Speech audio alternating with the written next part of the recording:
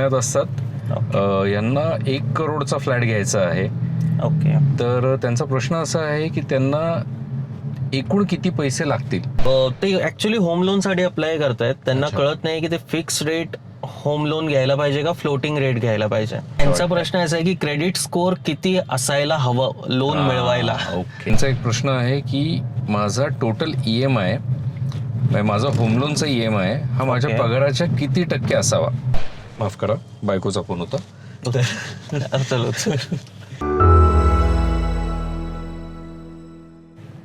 नमस्कार, मी विराज निकम आणि मी प्रशांत कपटकर आणि तुम्ही ऐकत आहात the property insider show by Viraj and Prashant. आम्ही गेले 15 वर्ष रिअल इस्टेट इंडस्ट्रीमध्ये आहोत आणि इथे आम्ही तुमच्या मनातले खऱ्या प्रश्नांची आणि खऱ्या अडचणींची उत्तरं देण्यासाठी इथे तुमच्या समोर आलेलो आहोत. तर हा शो फक्त प्रॉपर्टी जे घेणारे आहेत त्यांच्यासाठी नाहीये. तर या एपिसोडमध्ये प्रॉपर्टीशी निगडीत जे काही तुम्हाला प्रश्न असतील या सगळ्या प्रश्नांची उत्तर देण्यासाठी आम्ही तुमच्या समोर हजर आहोत. आणि फक्त बायर्स आणि सेलर्स साठी नाहीये. हा पॉडकास्ट स्पेशली त्या लोकांसाठी आहे जे कुठल्याही पद्धतीने प्रॉपर्टीच्या रिलेटेड आहे किंवा रिअल इस्टेटच्या रिलेटेड लोक आहेत.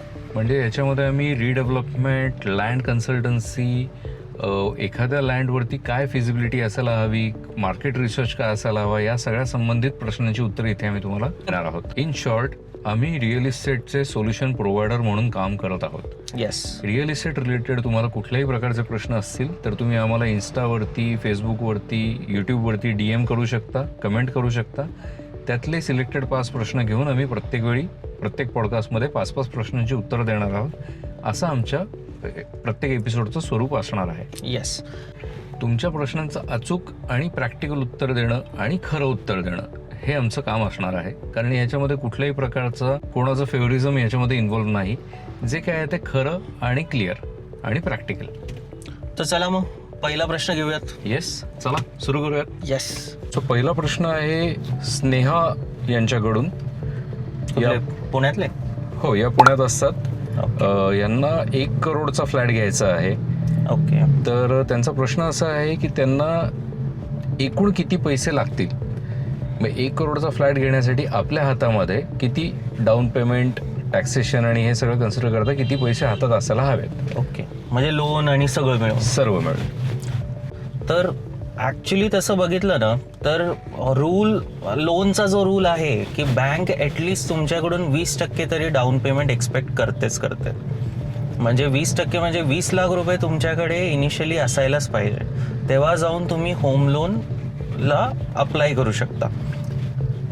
पण प्रशांत, याच्यामध्ये एक प्रश्न असा पण आहे की काही बँक्स, आता SBI सारखी बँक आहे जी 20% डाऊन पेमेंट एक्सपेक्ट करते, पण काही बँक याच्यामध्ये 10%, 5% असंही कन्सिडर करतात. राईट.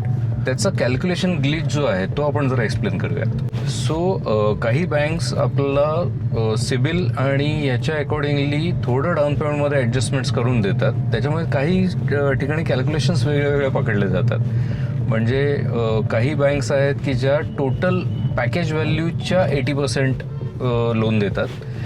पॅकेज व्हॅल्यूच्या 80% जर तुम्ही कन्सिडर केलं तर आज समजा तुम्ही अंडर कन्स्ट्रक्शन फ्लॅट घेताय, त्याच्यामध्ये तुम्हाला 5% GST आहे, 7% स्टॅम्प ड्युटी आहे, त्याच्यानंतर तुमचे पार्किंगची कॉस्ट आहे. या सगळ्या कॉस्ट कन्सिडर करून प्लस ॲग्रीमेंट व्हॅल्यू हे सगळं कन्सिडर करून त्या व्हॅल्यूच्या 80% असं जेव्हा डाऊन पेमेंट होतं तर आपला 20% डाऊन पेमेंट, मग 20%च डाऊन पेमेंट होतं इव्हेंच्युअली आणि 80% लोन. 80% लोन होतं पण पॅकेज व्हॅल्यूच्या. त्या केसमध्ये स्टॅम्प ड्युटी आणि याची जर अमाऊंट आपण मायनस केली, म्हणजे 7% प्लस 5% हे जर समजा आपण त्यातनं हे केले तर आपले 12% हे टॅक्सेसची अमाऊंट पण त्यातनं वजा झाली तर आपला 8% डाऊन पेमेंट बँकेला करावं लागेल ॲग्रीमेंट व्हॅल्यूच्या अकॉर्डिंगली. आता स्टॅम्प ड्युटीचं कसं आहे की stamp duty is 7% on agreement value. Right. आणि ॲग्रीमेंट व्हॅल्यू म्हणजे काय आहे की आपल्या प्रॉपर्टीची व्हॅल्यू जी ठरते, म्हणजे जे बिल्डर तुम्हाला विकतोय, कारण त्याच्यावरती आपण गव्हर्नमेंटचे चार्जेस देणार आहोत. ॲब्सोल्युटली. आणि GST काय आहे ना, GST ॲक्च्युली 2 सेगमेंटमध्ये डिवायडेड आहे. अफोर्डेबल हाऊसिंग आणि जे अफोर्डेबल हाऊसिंगच्या वरती आहेत. म्हणजे 45 लाख जर का आपली ॲग्रीमेंट व्हॅल्यू असेल तर तुमचा GST 1% येतो. आणि 45 लाखाच्या वर असेल तुमची agreement value then it's 5%. Right.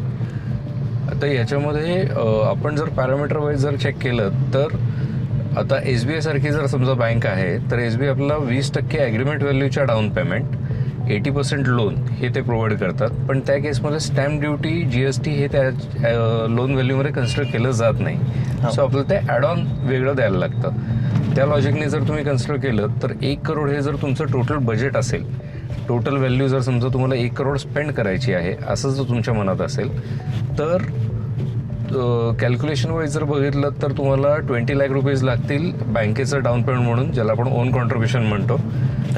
त्याचा रिअल इस्टेट जार्गन OCR आहे. सो OCR आपल्याला 20% लागतो. त्याच्यानंतर स्टॅम्प ड्युटी 7% आपल्याला लागेल पुणे सिटीमध्ये. ग्रामीणच्या अंडर जर समजा असेल तर PMRDA जर असेल तर त्याला 6% रूल आहे, म्हणजे 1% लिबर्टी त्यात मिळते.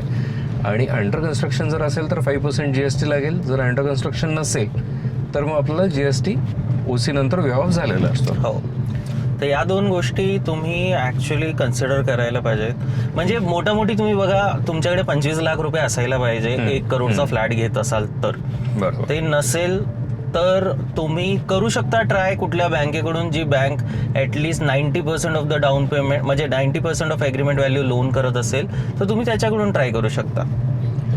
तिथे मल्टिपल रिअल इस्टेटमध्ये बँकिंग प्रॉडक्ट सुद्धा मल्टिपल आहेत. हो. होम लोनच्या फॉर्मॅटमध्ये आपण जर बघितलं तर त्याचा एक वेगळाच एपिसोड होईल. एक्झॅक्टली, त्याचा वेगळा एपिसोड करणे एवढं पोटेन्शियल आहे. हो, होम लोनचा एक सेपरेट आपण पॉडकास्ट घेऊ. राईट. सो एक मुद्दा राहिला आपण बोलताना की लोन प्रोसेसिंग आणि इन्शुरन्स आणि लिगल हा जो पार्ट आहे, या पार्टसाठी जर पण आपल्याला काही रिझर्व्ह ठेवायला लागतात. हो, म्हणजे अगदी ढोबळ कॅल्क्युलेशनला जेव्हा आपण जातो, म्हणजे परफेक्ट कॅल्क्युलेशनला आपण समजा करायचं म्हटलं की 1 करोडच्या घराला 20 लाख रुपये डाऊन पेमेंट आणि 80 लाख रुपये लोन आणि संपलं असं नाही. हिडन चार्जेस त्याच्या बरोबर ज्या ॲडेड गोष्टी आहेत, म्हणजे सोसायटीचे चार्जेस आहेत, त्यानंतर तुम्हाला लोन प्रोसेसिंगचे चार्जेस, लिगल आहे, इन्शुरन्स आहे, मॉर्गेज, मॉर्गेजचे चार्जेस आहेत, हे इव्हेंच्युअली तुम्हाला खिशातनं पे करणं आहेच आहे. म्हणजे मोठी 50-60 हजार आपण पकडून चालू की तो वरच्या लेवलला आपल्याला कॉस्ट येईल.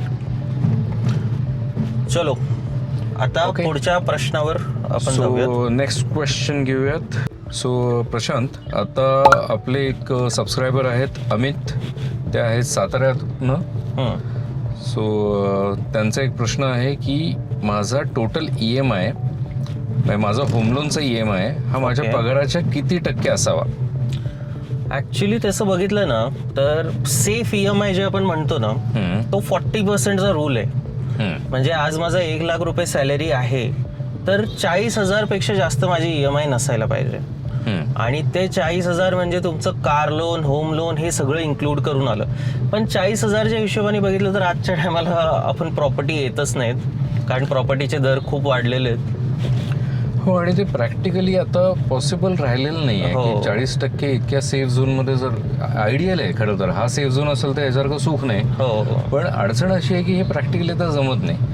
कारण समजा तुम्ही 1 करोडचं घर बघता आहात आणि तुमची सॅलरी आज 2 लाख रुपये जरी असेल तर 2 लाख रुपये सॅलरीच्या याच्यामध्ये 1 लाख रुपये जेव्हा आपण समजा EMI कन्सिडर करतो तरी तो 50% झाला, तरी तो 40% होत नाही आहे. सो ही जी अडचण आहे त्या केसमध्ये होतंय काय की आपल्याला फॅमिली इन्कमच्या पॉईंट ऑफ व्ह्यूने विचार केला पाहिजे. म्हणजे तुम्ही आणि तुमची वाईफ असं दोघांचं इन्कम मिळून जर समजा आज 2 लाख रुपये असेल तर तुम्ही 1 करोडचं घर बघायला हरकत नाही किंवा 1 करोडचं लोन करायला हरकत नाही. बाकीची अमाऊंट तुम्ही ओन कॉन्ट्रीब्युशन आणि ह्याच्यातनं मॅनेज होऊ शकत असेल तर इट्स विन विन सिच्युएशन. तुम्ही ॲक्च्युली कन्सिडर तुमचा कार लोन पण करायलाच पाहिजे, कारण कार लोनची पण व्हॅल्यू असते. म्हणजे EMI तो एक बर्डन असतोच तुमच्याकडे, लाईक ती एक लायबिलिटी आहे. तर हे सगळं मिळून तुम्ही आहे ना 50 लाख म्हणजे 1 लाखाची सॅलरी असेल तर 50,000 मध्ये दोन्ही EMI तुमचे व्हायला पाहिजे. म्हणजे तसं जर झालं तर खूप कम्फर्टेबल लाईफ आपण कन्सिडर करू शकतो. म्हणजे तुमची सेव्हिंग पण होईल आणि तुम्हाला स्ट्रेस नाही येणार EMIचा. कारण आज सगळ्यात जास्त प्रॉब्लेम असा असतो की आपलं जेव्हा, आणि सगळ्यात महत्त्वाची गोष्ट अशी आहे की तुमचे होणारे प्रमोशन, तुमचे बोनसेस, इन्सेंटिव्स हे कुठलेही EMIसाठी कन्सिडर करू नका. राईट. कारण अनेक वेळा असं होतं की मला प्रमोशन मिळणार आहे, त्या प्रोजेक्शनमध्ये आपण जास्त EMIs घेतो किंवा आपण ते जास्त घेतल्यानंतर समजा प्रमोशनमध्ये नाही झालं किंवा आपलं उद्याचा जॉब स्विच करण्याची वेळ आली तर आपल्याकडे ब्रिदिंग हातात राहत नाही. सो रिस्क घेऊ नका, कम्फर्टेबल EMIsमध्ये राहा, कम्फर्टेबल लाईफ जगा. ते जास्त डोकं शांत असणं हे सगळ्यात मोठं सुख आहे. राईट. प्रश्न कविता मॅडमचा आहे, सोलापूरमधून आहेत. त्यांना ते ऍक्च्युली होम लोनसाठी अप्लाय करतायत. त्यांना कळत नाही की ते फिक्स रेट होम लोन घ्यायला पाहिजे का फ्लोटिंग रेट घ्यायला पाहिजे, आणि होम लोनसाठी ऍक्च्युअल खर्च किती येतो, म्हणजे अलाइड म्हणजे लोन अमाऊंट तर घेतलेली आहे त्याच्यावरती त्यांचा किती खर्च येईल, म्हणजे नाही का प्रोसेसिंग फी वगैरे या सगळ्या गोष्टी, आणि त्याची काय गिमिक काय म्हणजे ऍक्च्युअल मध्ये, ते त्यांचा प्रश्न आहे. ओके, याचं पहिलं बॉटम लाईन उत्तर असं आहे, फिक्स रेट आणि फ्लोटिंग रेट याच्यामध्ये आज बँकिंग प्रोडक्टमध्ये, माफ करा बायकोचा फोन होता तर नाही नंतर घेतो मी, पहिला प्रश्न पूर्ण करू. महत्वाचं असं आहे की बँकिंग प्रोडक्टमध्ये फिक्स आणि फ्लोटिंग या दोन्ही विषयांमध्ये जेव्हा आपण विचार करतो, फिक्स हे आपलं इमोशनल सपोर्ट देणारं आहे की फिक्स आहे माझं आता किती रेपो रेट वाढला काही झालं तरी माझं हलणार नाही. पण बँक तुम्हाला जेव्हा फिक्स रेट देते त्याच वेळी ती 2%, 2.5% त्याच्यावरती वाढवून सांगत असते. म्हणजे जर आजचा रेट जर 7.5%, 7.65, 7.68 किंवा अशा झोनमध्ये चालू असेल तर बँक तुम्हाला देतानाच हा 10%, 10.5% याच्या आसपास तुम्हाला फिक्स रेट देणार. त्याच्यामुळे तो अजिबातच ॲडवायझेबल नाही, करू नका. ॲडवायझेबल फ्लोटिंग रेटच आहे. जसं मार्केट सिच्युएशन वर खाली होईल त्याच्यानुसार आपले रेट चेंज होतात, पण दॅट्स ओके. तर कविता मॅडम, आपलं फायनल वर्डिक्ट हाच आहे की आपण फ्लोटिंग रेटच्या हिशोबानेच होम लोन घ्यावं, आणि मॅक्झिमम प्रयत्न करा की फ्लेक्झिबिलिटी जिथे रिपेमेंटची असेल, तसं तर सगळ्या लोनला असतं, तरी एक वेळ कन्फर्म करून घ्या की रिपेमेंटची फ्लेक्झिबिलिटी आहे का, without any prepayment charges. Okay, so Kavita madam काही अजून काही प्रश्न असतील, काही वाटलं तर आम्हाला कधीही कॉन्टॅक्ट करा. We are happy to help you. Thank you. पुढचा प्रश्न घेऊयात. तर पुढचा प्रश्न रोहित करून आहेत, सांगलीवरून. ऍक्च्युली त्यांचा प्रश्न असा आहे की लोन किती वर्षासाठी घ्यायला पाहिजे. मला वाटतं विराज की आपण आहे ना एक लोनचा एक वेगळाच करायला पाहिजे पॉडकास्ट ऍक्च्युली. येस, कारण प्रत्येकांची आहे ना मॅक्झिमम तू बघितलंस तर लोन रिलेटेड खूप क्वेरीज. हो. तर त्याच्यासाठी आपण करूयात लवकरात लवकर, म्हणजे सेकंड किंवा थर्ड एपिसोड मध्ये लोनचा एक पूर्ण सेगमेंट घेऊयात, आणि आपण प्रयत्न करू की कुणाला तरी ऍड ऑन करू. डेफिनेटली आपण अजून आपल्याबरोबर काही एक्सपर्ट्स घेऊयात आणि त्यांच्याबरोबर आपण लोन आणि स्पेसिफिकली होम लोन्स याच्यावरती एक वेगळा पॉडकास्ट वर्कआउट करूयात. तर यांचा प्रश्न असा आहे की लोन 20 वर्षासाठी घ्यावं की 30 वर्षासाठी की 15 वर्षासाठी, म्हणजे काय आयडियल किती टेन्युअर असायला पाहिजे होम लोनसाठी. मताप्रमाणे असं असायला पाहिजे की मॅक्सिमम जेवढं टेन्युअर मिळेल तुमच्या एज आणि सगळ्या पॅरामीटर्सच्या अकॉर्डिंगली तेवढं मॅक्सिमम टेन्युअर घ्यायला पाहिजे. मॅक्सिमम टेन्युअर घेतल्यामुळे काय होतं की आपला जो काही EMI मध्ये डिफरन्स येणार आहे, समजा आपण 20 वर्षाचं घेतलं आणि 30 वर्षाचं घेतलं आणि आपण समजा 1 करोड लोन अमाऊंट जर कन्सिडर केली तर साधारण तुमच्या याच्यामध्ये 10-1 हजाराच्या आसपासचा EMIचा डिफरन्स येतो. राईट. जर 10,000 रुपयासारख्या एक हँडसम अमाऊंटचा जर डिफरन्स येत असेल तर ती 10,000 रुपये तुम्ही वेगळ्या याच्यामध्ये इन्व्हेस्ट करू शकता, सेव्ह करू शकता, म्युच्युअल फंड. एक्झॅक्टली, तुम्ही म्युच्युअल फंड SIP करू शकता, ऑर एल्स तुम्ही ते 10,000 रुपये फक्त लोनच्या EMI मध्ये ऍड ऑन रिपेमेंट जरी करत राहिलात तरी सुद्धा ती 10,000 रुपये तुमच्या प्रिन्सिपलमधनं मायनस होत राहते. राईट. सो प्रिन्सिपलमधनं जेवढी अमाऊंट लवकर कमी होईल तेवढं आपल्याला लॉंग टर्मसाठी बेनिफिशियल आहे. तुम्ही ऍक्च्युली पूर्ण टेन्युअर बघू नका, म्हणजे समजा 30 वर्षासाठी बघितलात की 1 करोडचं आपण समजा इंटरेस्ट 1 करोड रुपये ऍडिशनल भरलं, म्हणजे 1 करोडचे 2 करोड रुपये आपलं रिपेमेंट झालं, तर त्या हिशोबाने बघितलात ना तर तो होम लोन तसं पण तेवढं होणारच आहे. पण तुम्ही प्रयत्न करा की कसं तो 30 वर्षाचं मी 15 वर्षात कसं संपू. एक्झॅक्टली. सो त्याच्यामुळे इंटरेस्टमध्ये मेजर मोठं सेव्हिंग होऊ शकतं.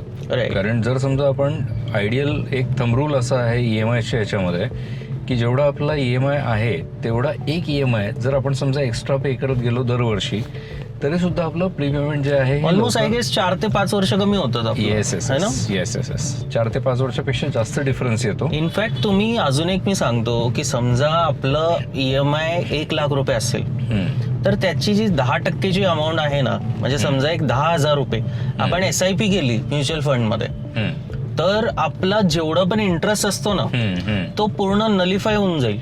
राईट, कारण इथे आपल्याला कंपाऊंडिंगचा बेनिफिट मिळतो आणि तो कंपाऊंडिंग बेनिफिट घेऊन त्या SIP मधनं आपलं इंटरेस्टची जी अमाऊंट आहे, म्हणजे मुद्दल नाही म्हणणार आपण, principal amount as it is समजा राहिली आणि फक्त इंटरेस्ट जरी आपल्याला जस्टिफाय करता आला तरी ही सगळ्यात मोठी विन विन सिच्युएशन आहे. कारण डायव्हर्सिफाय करायला शिका. म्हणजे काय आहे की फक्त मी सांगणार नाही की फक्त आपण की रिअल एस्टेटमध्येच इन्व्हेस्ट करा किंवा फक्त म्युच्युअल फंडमध्ये करा. नाही, आपल्याला दोन्हीमध्ये इन्व्हेस्ट करायचे, दोन्हीचे रिटर्न्स आपल्याला ऍक्च्युली घ्यायचेत. राईट. सो प्रत्येक माणसाची म्हणजे प्रत्येक फॅमिलीची रिक्वायरमेंट वेगळी वेगळी आहे. त्या रिक्वायरमेंट ओळखून त्यानुसार आपण हे ठरवलं पाहिजे. पण हा एक जो फायनान्शियल डिसिप्लिन आहे की मी दर महिन्याला माझा 1 लाख रुपये EMI असेल तर त्या 1 लाखावरती मी 10,000 रुपये ॲड ऑन भरेन किंवा 10,000 रुपयाची SIP करेन, हा जो एक फायनान्शियल डिसिप्लिन आहे हा आपल्यामध्ये आणला पाहिजे. राईट. तर मग आपण डेफिनेटली या लोनच्या आणि या इंटरेस्टच्या इश्यूजमधनं आपण स्ट्रेस फ्री लाईफकडे जाऊ शकतो. Very true. Okay, so mister Rohit, मला वाटतं की आपले तुमचा प्रश्न होता एवढाच, पण आम्ही उत्तर तुम्हाला बाकीचे पण दिलेले आहेत. जास्त उत्तर दिलंय. हो, म्हणजे काय तुमचे पुढचे क्वेरीज पण सॉल्व्ह झाले असतील मला वाटतं. आणि आपले जे व्ह्युअर्स आहेत ज्यांना ही क्वेरी आली नसेल आतापर्यंत तरी त्यांचं पण समाधान झालं असेल की बाबा एक काहीतरी आज नवीन शिकायला भेटलं. तर चला आपण आता नेक्स्ट प्रश्नाकडे वळूयात. हा आपला शेवटचा प्रश्न असणार आहे या पॉडकास्टचा, कारण प्रत्येक पॉडकास्टमध्ये आपण 5 प्रश्न घेणार आहे आणि त्याचे उत्तर आपण द्यायचा प्रयत्न करणार. तर नेक्स्ट क्वेश्चन स्वाती करून आहेत नगरवरून. त्यांचं परत एक होम लोनचा प्रश्न आलेला आहे. विराज, काय मला वाटतं की लोकांना रिअल एस्टेट म्हणजे होम लोनचाच एक मोठा विषय हे केलेलं आहे. बँकिंग प्रोडक्ट बद्दलच लोकांना जास्त शंका आहे. तर त्यांचा प्रश्न असा आहे की क्रेडिट स्कोर किती असायला हवं लोन मिळवायला. ओके, हा आय गेस हा एक प्रश्न वेगळा आहे, म्हणजे आम्ही हा कव्हर केला नाहीये गेल्या 4 प्रश्नात, पण हे चांगलं आहे. आय थिंक जे आत्ताचा एक जो प्रोपोगंडा आहे आणि आत्ताच्या ज्या काही गोष्टी घडत आहेत ना त्याच्यामध्ये मिनिमम ॲक्सेप्टेबल क्रेडिट स्कोर जो आहे हा साधारण 700+ आहे. राईट. आयडियली जर तुम्ही एकदम कम्फर्ट झोनमध्ये की कुठली बँक तुम्हाला नाही म्हणणारच नाही, कुठली डेव्हिएशन घ्यायची गरज नाही, हा जो क्रेडिट स्कोर आहे हा ऑलमोस्ट 800+ आपण कन्सिडर करू शकतो. 800च्या वर आहे ना खूप क्वचितच लोकांचं असतं. म्हणजे काय माझ्या म्हणजे ओळखीच्या लोकांमधून हार्डली 1 किंवा 2घांचंच असेल. ते पण ते कसं आहे की तुमचं पूर्ण बॅक हिस्ट्री तयार होते, त्याच्यानंतर तुमचा क्रेडिट स्कोर 800च्या वर जातं. हा, ते म्हणतात की 0.1चा बेनिफिट भेटतो आपल्याला 800च्या वरती सिबिल स्कोर असला तर, पण काही फरक नाही पडत लॉंग टर्म मध्ये. तुम्हाला 0.1 कमी पण भेटला, आणि आता माझा सिबिल स्कोर जसं बघितलं गेलं तर 794 आहे, पण काही फरक नाही पडत. मला 0.05चा फरक पडलाय होम लोन मध्ये. मग त्याचं काही टेन्शन घेऊ नका. 700 ते 800च्या दरम्यान कुठलाही असेल तुमचा सिबिल स्कोर तर तुम्ही बिंदास तेवढाच तुम्हाला रेट ऑफ इंटरेस्ट लागणार आहे. यातला अलार्मिंग सिच्युएशन जी आहे ती फक्त अशी असते की जर तुमचा सिबिल स्कोर 650च्या खाली आला तर मग डेफिनेटली तुम्हाला बँक्स लोन देण्यामध्ये इश्यू क्रिएट करतात. ऍक्च्युली मॅक्झिमम पण कसं होतं ना, हे क्रेडिट कार्ड याच्यामुळे खूप लोकांचा तो प्रॉब्लेम झालेला आहे. कारण क्रेडिट कार्डचे रिपेमेंट जर समजा वेळेत झाले नाहीत तर असणारे हे इश्यूज आहेत.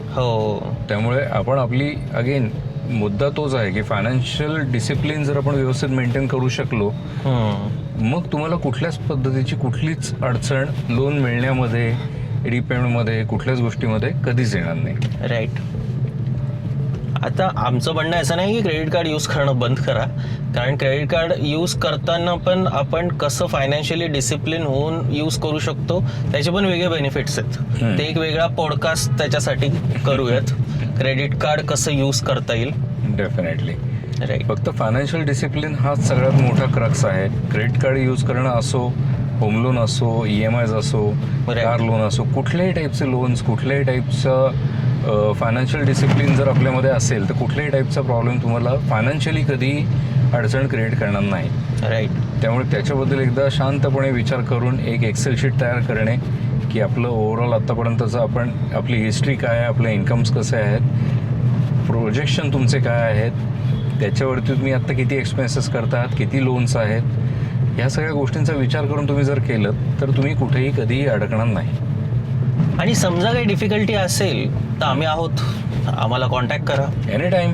येस. आम्ही तुमच्या प्रॉब्लेमच्या सोल्युशनसाठीच बसलेलो होतो. येस. ओके. आणि टू सम अप एकच फक्त सांगेन की हा जो पॉडकास्ट आम्ही सुरू केलेला आहे हा तुमच्याच नॉलेज गेनिंगसाठी आहे. तुम्हाला इंडिव्हिज्युअल कन्सल्टेशन कुठलं हवं असेल, काही असेल तर त्यासाठी तुम्ही डायरेक्टली आम्हाला कॉल करू शकता, कनेक्ट होऊ शकता. सो चलो, बाय बाय. भेटूयात पुढच्या ह्याच्यामध्ये. आणि जर का आमचं पॉडकास्ट आवडलं असेल तर प्लीज सबस्क्राईब आणि लाईक करायला विसरू नका. आणि आपले मित्रांना शेअर करा, फॅमिली मेंबर्सला शेअर करा हा पॉडकास्ट. कारण मला वाटतं प्रत्येकाने एज्युकेट होणं गरजेचं आहे रिअल एस्टेटमध्ये. कारण रिअल एस्टेट असं झालंय ना की थोडासा एक हवा तयार झालेली आहे की कोणी कोणाला काही सांगत नाही आणि आपण सांगतोय म्हणून please subscribe. Yes. Thank you. Thanks a lot.